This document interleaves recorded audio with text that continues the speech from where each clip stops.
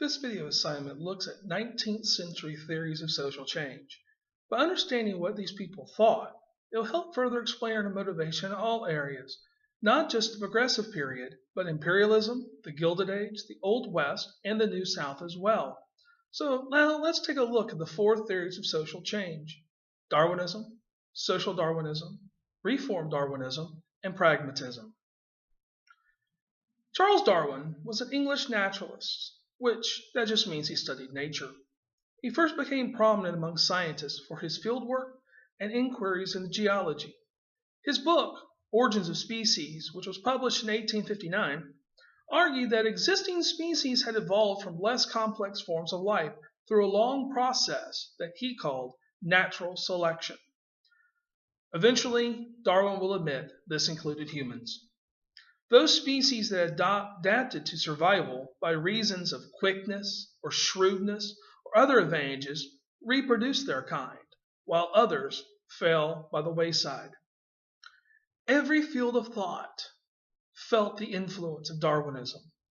This theory of natural selection just shocked those who held on to conventional religious views.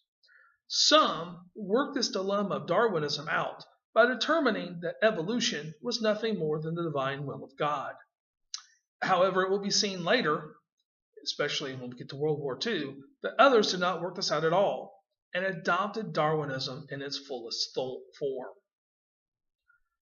Herbert Spencer, another British philosopher, took Darwin's ideas and applied them to society, and this is social Darwinism. In Spencer's book, The System of Synthetic Philosophy, Spencer argued that humans, society, and institutions are like organisms that pass through the process of natural selection.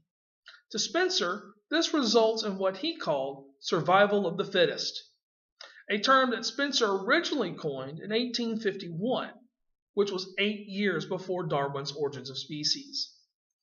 Social Darwinism argued that if society naturally evolved for the better, then government interference with the process of social evolution was a mistake. This implies that the government adopt a hands-off policy.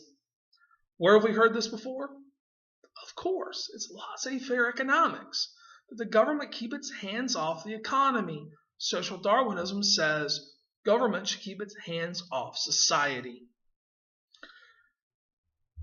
According to the social Darwinists, also opposed the regulation of businesses, the graduate income tax, sanitation and housing regulation, and protection against what they called medical quacks.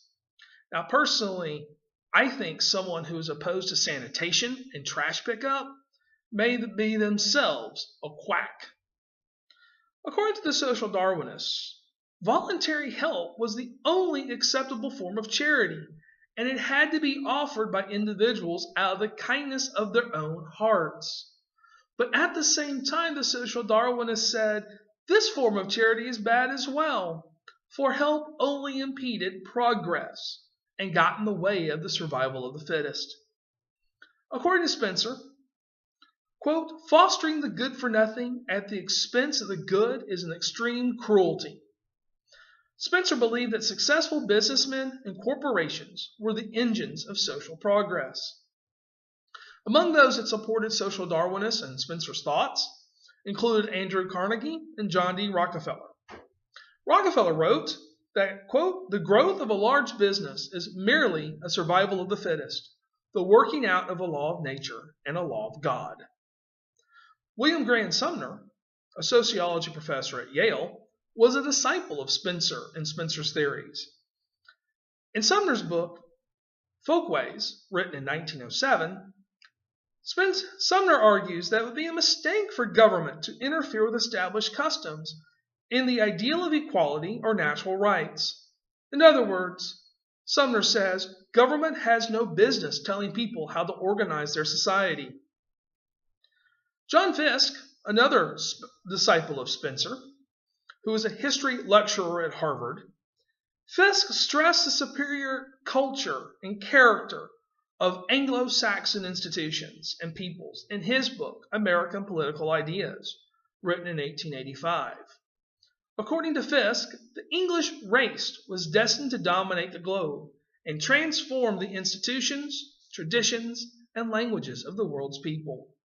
According to Fiske, quote, England was leading the world through empire. America could support a population of 700 million and rise unrivaled to world power if it only dropped its tariff and compete freely and peacefully with the rest of the world, which then would convince Europe that it could no longer afford military competition. Fiske is suggesting that the United States could end war. Josiah Strong, who was a Protestant minister and leader of the social gospel movement, also became a disciple of Spencer. Strong asserted that the Anglo-Saxon embodied civil liberty and a pure spiritual Christianity in his book, Our Country. The Anglo-Saxon, according to Strong, was divinely commissioned to be, in a peculiar sense, his brother's keeper. All that Strong has done here is add religion to social Darwinism and to racial theories. As you might expect, social Darwinism was used to justify economic exploitation and territorial conquest in imperialism, and also drove racial thought. When social Darwinism was applied to nations, social Darwinists said they act the same as individuals. The fittest nations survive and prevail.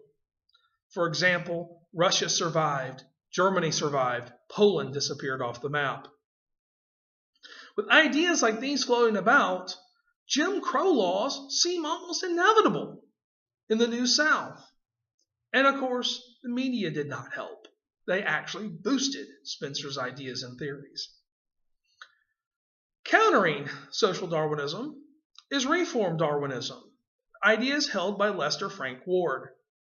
Ward said that cooperation, not competition, would better promote progress. And he wrote this in his book, Dynamic Sociology, written in 1883. According to Ward, Sumner's irrational distrust of government might have been justified in an earlier day of autocracy, but not in a representative form of government where the people popularly elect their officials. Reform Darwinism felt that government held two purposes. First, to end poverty, and then second, to promote the education of the masses. According to Ward, intelligence, far more than necessity, is the mother of invention. This quote is, after all, a jab at Thomas Edison. Also, Ward said, the influence of knowledge as a social factor, like that of wealth, is proportional to the extent of its distribution. Reform Darwinism held that intellect, rightly informed by science, could promote social improvement. Our fourth theory of social change is pragmatism. Pragmatism is an empirically based philosophy that defines knowledge and truth in terms of practical consequences. Pragmatism is the only uniquely American philosophy, as it emphasizes results over their origins. In other words, the way I like to describe pragmatism is by the quote, if it works, then it's true. For example, if stoves are hot, it will be proven if you put your hand on a hot stove and you get burned. You will get burned if the stove is hot. The leading writer of pragmatism was William James, who was a Harvard philosophy professor. James had little use for social Darwinism. Instead, he adapted Ward's reform Darwinism instead. William James believed that communities change from generation to generation as a result of the accumulated differences of individuals, of their examples, their initiations, and their decisions.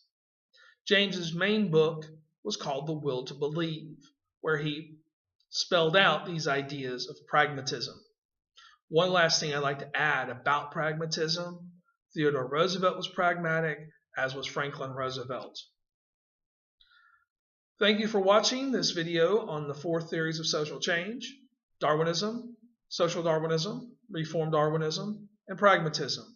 May the force be with you.